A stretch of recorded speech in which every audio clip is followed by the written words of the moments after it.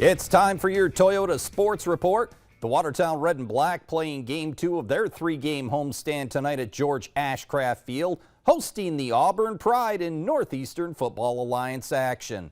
Mel Bustler was on the sidelines and has the story. A sluggish first quarter with both teams scoreless. In the second quarter, the first big mistake of the game, as Auburn, a bad snap on a punt attempt, gives the ball to Watertown at the 1.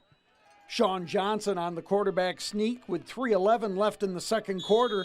Watertown's first touchdown of the game. Eric Byler kicks the extra point, 7-0 Watertown at the half. Third quarter, Samaj James showing how to gain some yards after the catch for a Red and Black first down. That sets up the Sean Johnson to Chris First strike for the touchdown. 14-0 Red and Black leads. Now fourth quarter, it's Johnson to Fur once again. This time a 20-yard touchdown pass play. 20-0 Red and Black. Watertown goes on to beat Auburn 20-6. I mean, it always feels nice, but I'll do anything to help the team win, regardless, whether I'm in the end zone or whether it's another teammate in the end zone.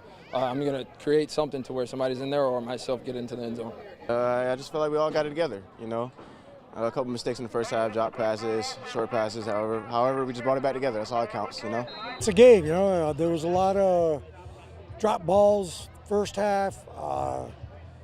We didn't play well. You know, it was kind of sloppy, but, you know, pull off a 20-6 victory. You know, we're 2-1, and let's just keep this thing rolling if we can.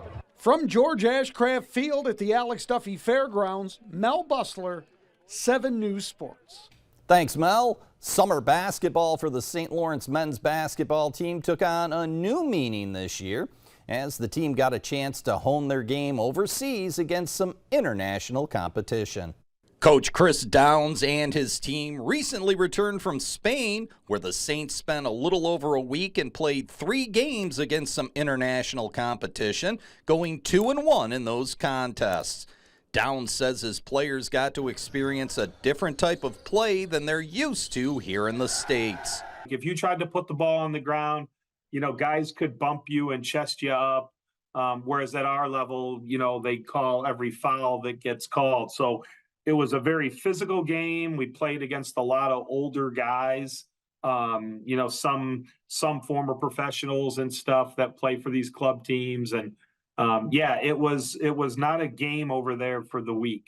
With 14 of 15 players returning from last year's team that won a share of the Liberty League regular season title, Downs says one of the things he wanted to focus on during the overseas excursion was for his players to play a little faster but get quality shots. And in Europe, they play, in FIBA, they play with a 24-second shot clock.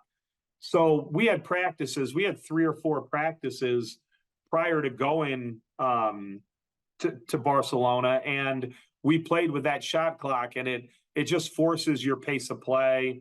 You have to get into your sets. Everybody has to know what you're doing more quickly. The trip was also a good experience for not only the players to bond on and off the court, but for Downs to get to know his players a little better off the court.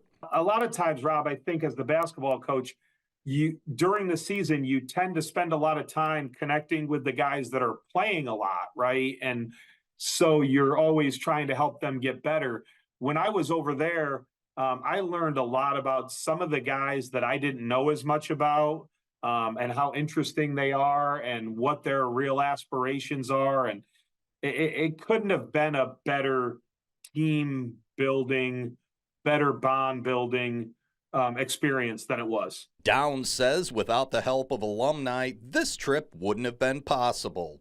With the NCAA only allowing teams to make trips like this once every 4 years, Downs says plans are in the works to do this again in 2028. I've already started to have the conversation of going to Portugal or taking them to China or it was just such.